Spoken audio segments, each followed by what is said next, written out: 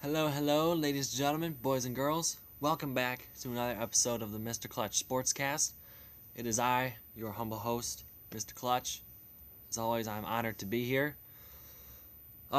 Today, we're shifting gears a little bit. Lately, we've been focusing on baseball, considering that the trade deadline is rapidly approaching, and teams will very quickly start to make some big trades. At least, I assume so. But since no big trades have been made yet and the baseball season is rolling along quite smoothly, we are going to shift focus to fantasy football. As promised in last week's video, this week is going to be all about fantasy football. I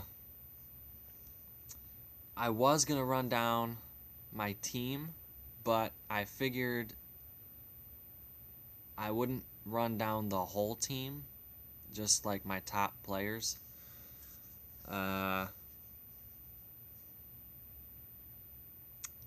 Because I plan on giving weekly updates once the football season starts, once fantasy football starts.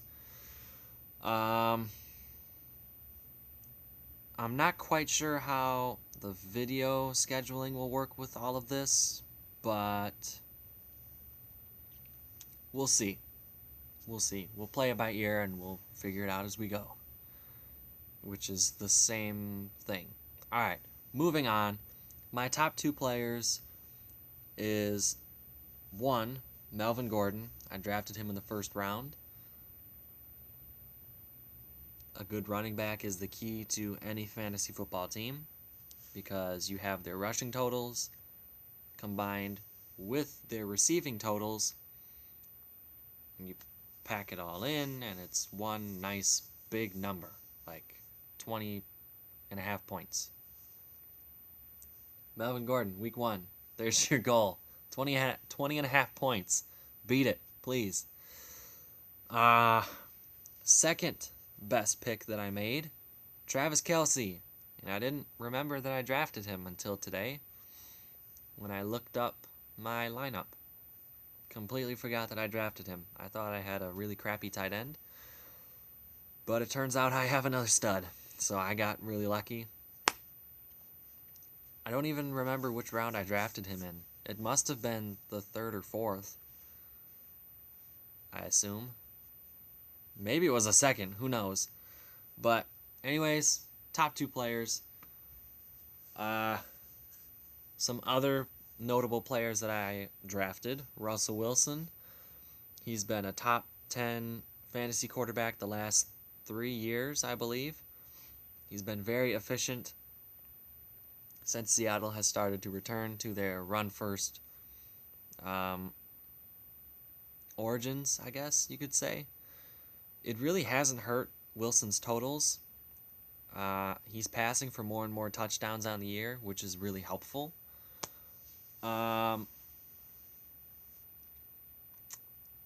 He's still passing for decent yardage. He's not going off quite as frequently, but like I say, decent yardage. That'll get a good quarterback job review, I guess. Keenan Allen, another notable name that I got, wide receiver. When he's healthy, he's one of the best, like top 10, maybe even top 5, depending on how you rank players. And I believe he stayed healthy for the entire year last year, which is a good sign coming into this year, especially because I spent a fairly high draft pick on him, so I'm hoping that he stays healthy, stays in Phillip Rivers' good graces, and yeah. Hope that whole thing works out.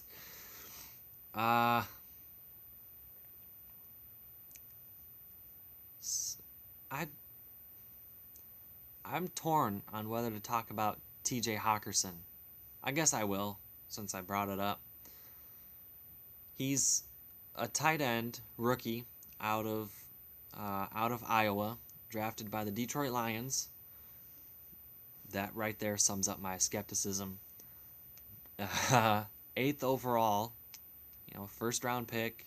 Lions used the 8th pick to draft him. They've had trouble with tight ends the last 3, 4, 5 years. Mainly because 75 to 80% of those years they had Eric Ebron, who for the large part was a draft bust. Then he goes to Indianapolis and just, my gosh, he's amazing. What a surprise. A Lion leaves Detroit and all of a sudden he's a rock star. But yeah, you can understand my skepticism. Again, I live in Detroit, or I don't live in Detroit, but I live in Michigan, close enough to Detroit to be affected by Detroit sports. So my skepticism runs a little bit higher than most fan bases.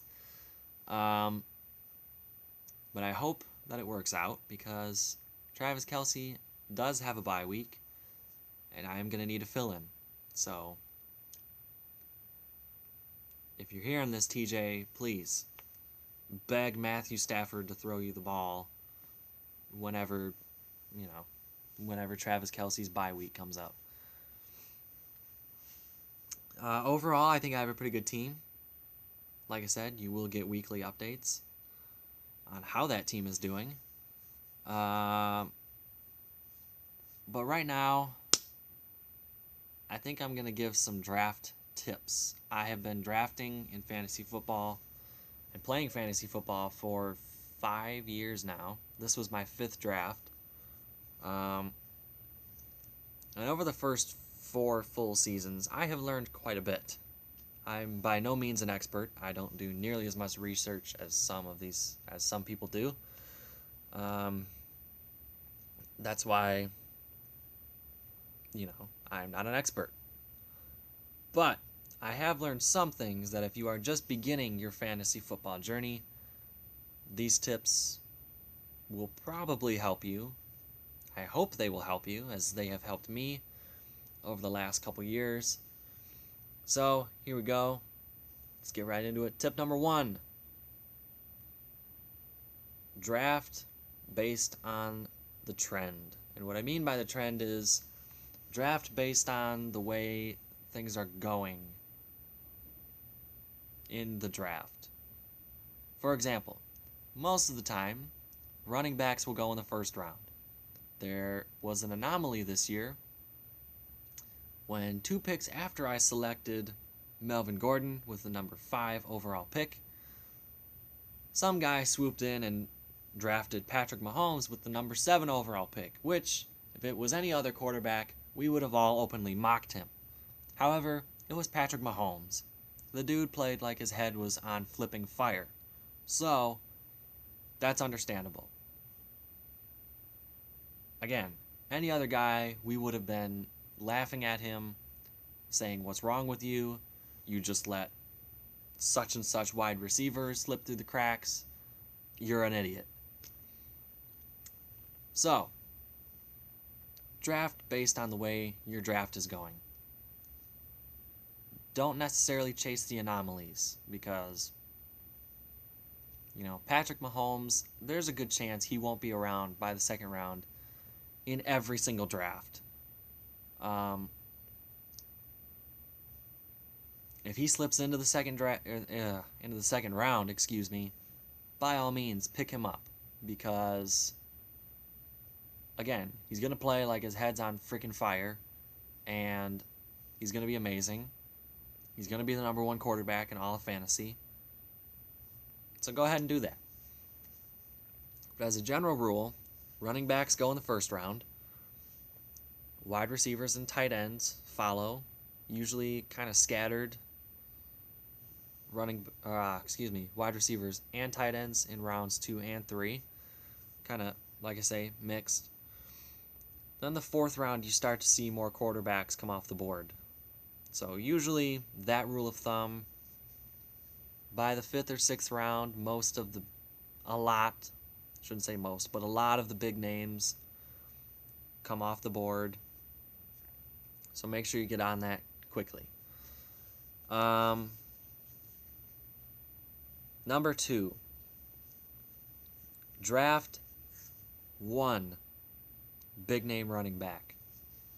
A Saquon Barkley, an Ezekiel Elliott, a Leonard Fournette, a Todd Gurley.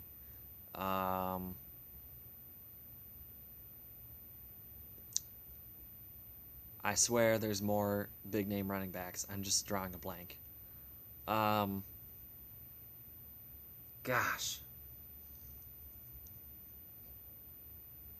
All right, there's more big name running backs. I'm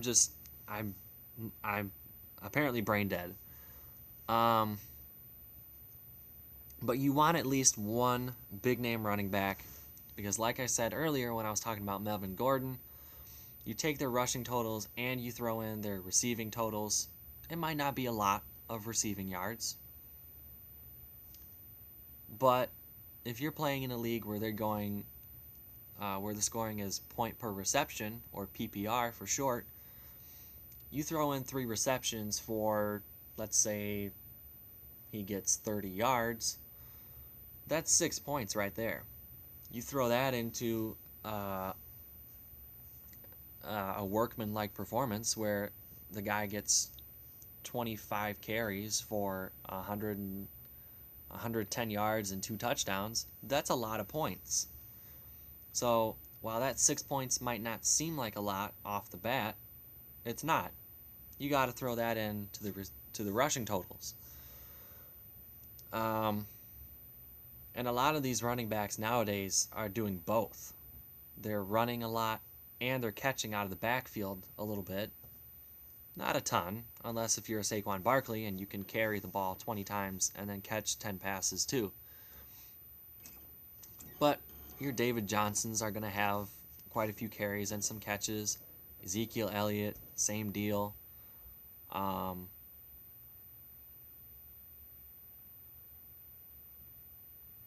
So draft a solid running back, like a big name running back in the first round, and that way, if your other 2 running backs are somewhere in the good to, mediocre range, you're relatively covered.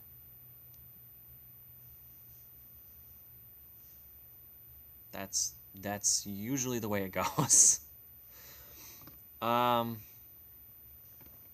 Let's see.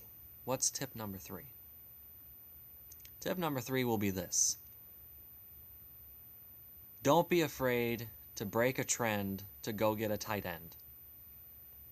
Reason I say this is I know it completely contradicts the first tip, which was draft based on the trend, draft based on the way the draft is going, so that you don't, go in with a strategy, do your thing, but also kind of go based on the flow of the draft. This tip, number 3, go ahead and get a tight end. There's reason for this. Based on experience, there are 3 to 5 really good tight ends in all of fantasy football. Their names are Travis Kelce, number 1 tight end last year. Zach Ertz, number 2 tight end last year, I think. George Kittle, number 3 tight end last year. Again, these are all their rankings. Kelce, Ertz, Kittle. Hunter Henry was injured last year, but when he's healthy, he plays really well.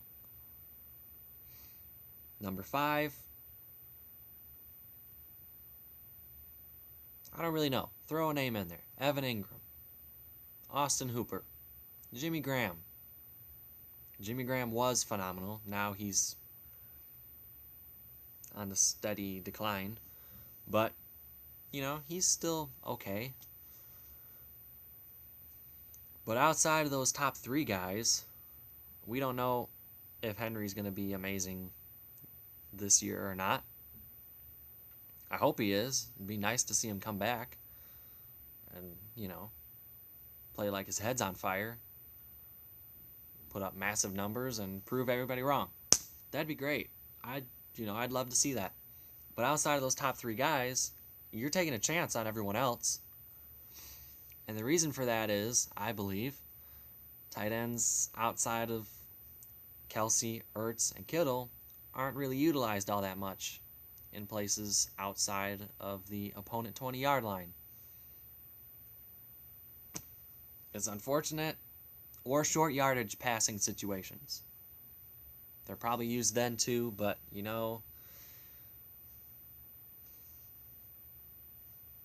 I really don't. Yeah.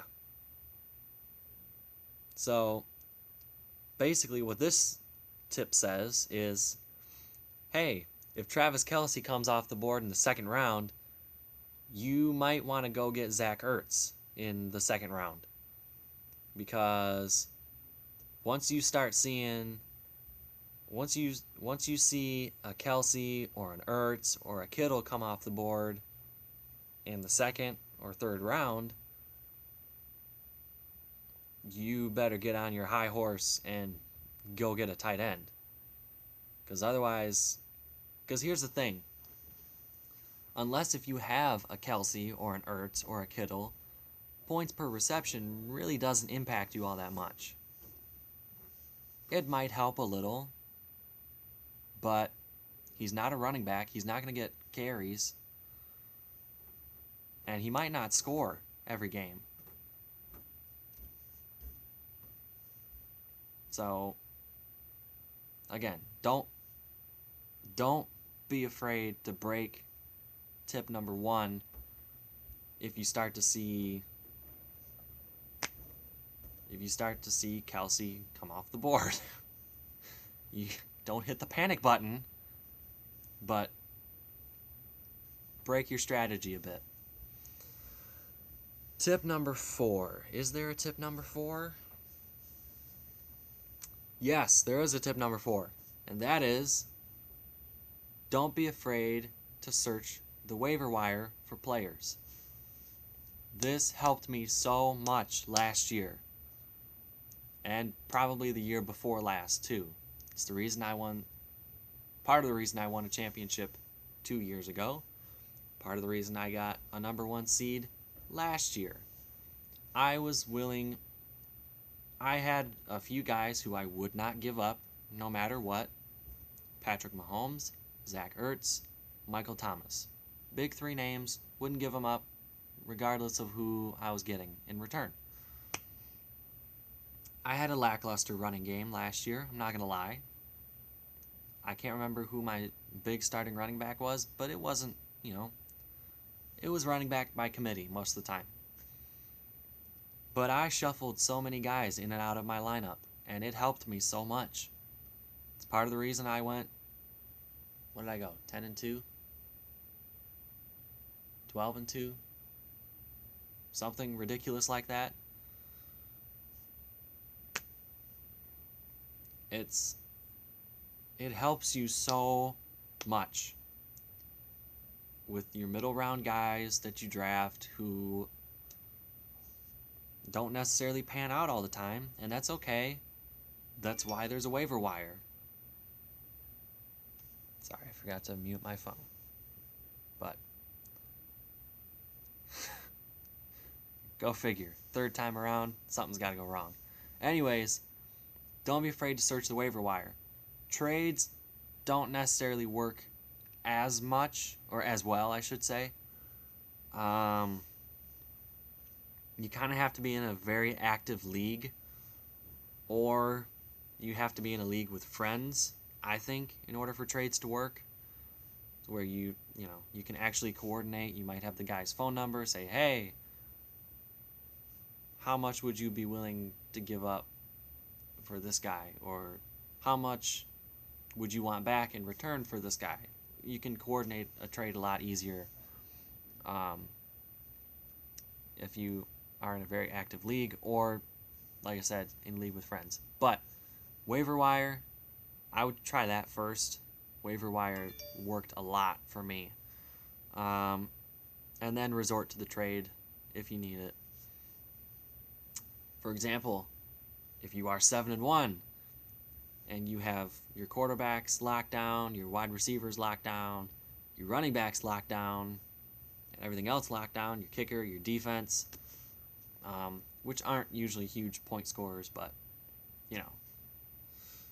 Regardless, say they're scoring really good points, everybody, you just have a lackluster tight end game. You have a guy who's mediocre, but you need that guy to put you over the edge. Say there's a guy who's 2-6, who's sitting on Zach Ertz. And you have a bench of players who you're not going to use. Put a trade together. Go for it. The worst he can do is say no, and you keep doing your thing with the tight end, and the rest of your roster kicking butt. If he's selfish and an idiot, then he's selfish and an idiot and doesn't, understand the concept of trades.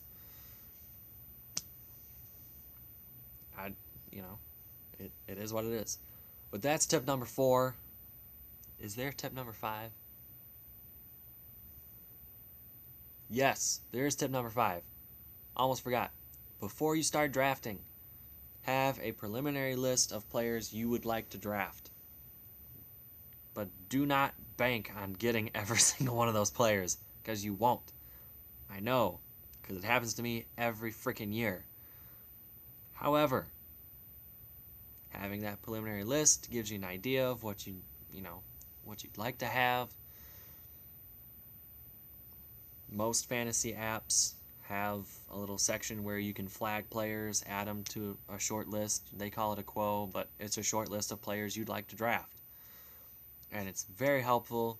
You can continue to add players after the draft begins. And it works, like I say, it works very well to have probably 30 to 40 players before the draft begins on that list that you'd like to see on your team. Again, you're not going to get all 30 or 40 of those players. First of all, because there's only 15 spots on the team. Secondly, what is secondly? Oh yeah, there's probably 9, 11, maybe more other people drafting with you. So they're going to have that same short list. But it helps because you'll get, 3 or 4 of those guys on the preliminary list, and then you keep adding. And that's how I draft. It's worked pretty well for me the last couple years. The first 2 years it was rough, but that's because I draft based on who I liked and name recognition. Which for a while that works, but once you get past probably the 5th or 6th round, name recognition doesn't work so well. You have to actually do some research. I think that's it for the big tips.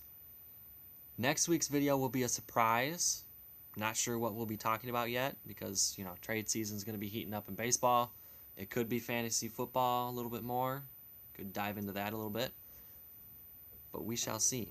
So, until next week, stay safe. Hope you all have had so far a happy 4th of July weekend. And I will see you guys next time. Stay clutch, people.